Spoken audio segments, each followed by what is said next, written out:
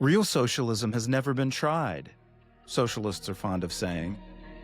My question has always been, then why don't you try it? In other words, socialists always talk about seizing the means of production. Even democratic socialists concentrate on seizing wealth. But why do they have to seize anything? If their system is so great, why don't they just build it?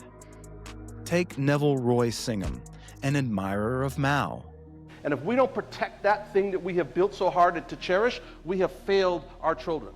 Singham has donated millions of dollars to anti-capitalist organizations, street rioters, and other socialist causes like Antifa. All want to take or destroy. But how did Singham make his millions? He founded ThoughtWorks, an IT company that provides custom software and consulting services. He sold the company to a private equity firm for $785 million. So, Singham knows a thing or two about how to build an organization. Why doesn't he invest in socialist experiments? And we can tell Andrew Cuomo that New York City is not for sale. For example, instead of running for mayor, suppose Zoran Mamdani wanted to start a chain of no-profit co-op grocery stores. If this were a sustainable model, people would freely come and patronize the co-op, and Maoist millionaires like Singham could subsidize any losses. For a while anyway.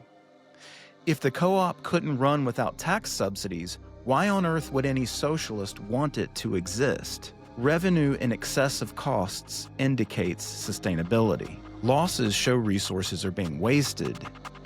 The socialist might think that wasting resources is okay as long as they're taking from the rich. But in a fully socialist society, there would be no rich people to subsidize the failures. It's equality of outcome, right? This is why there were so many Soviet bread lines. The problem for shoppers here these days isn't the long lines. Russians are used to waiting in line. Their concern is what happens when they reach the end of that line. There, they'll find either bread or milk 3 or 4 times higher than they were just weeks ago, or worse, no food at all. Here's another example. Imagine a group of idealistic champagne socialists pooling their resources to acquire some land or a multi-unit building. They decide to operate it as a commune or a rent-controlled apartment complex, as the case may be. Why not? Show us what you've got. Why does their ideological paradise depend on expropriating the property or funds of people who actually build and run sustainable firms? If the socialists' preferred system is so awesome, they ought to be able to just do it. Instead, they get PhDs in radical activism and poison the minds of a generation.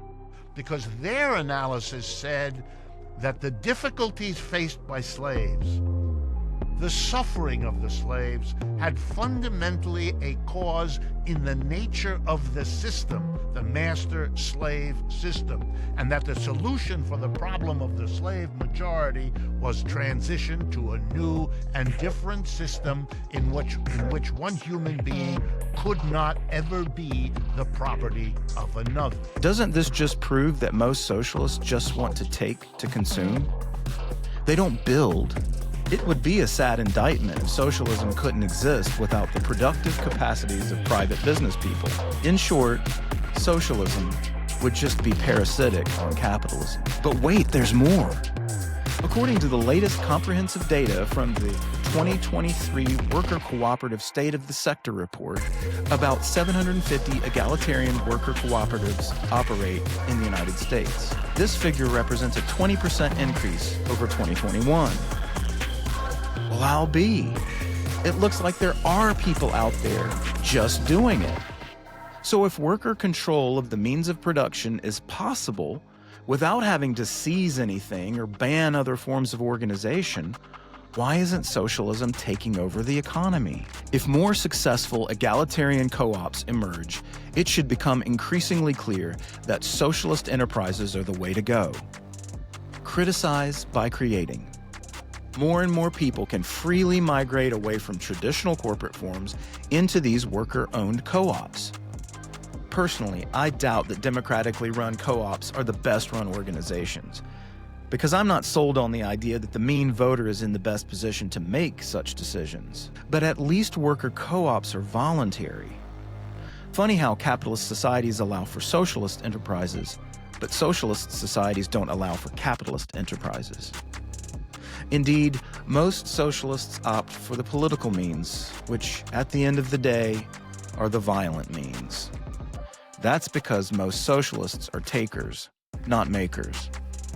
But if I'm wrong, show, don't tell.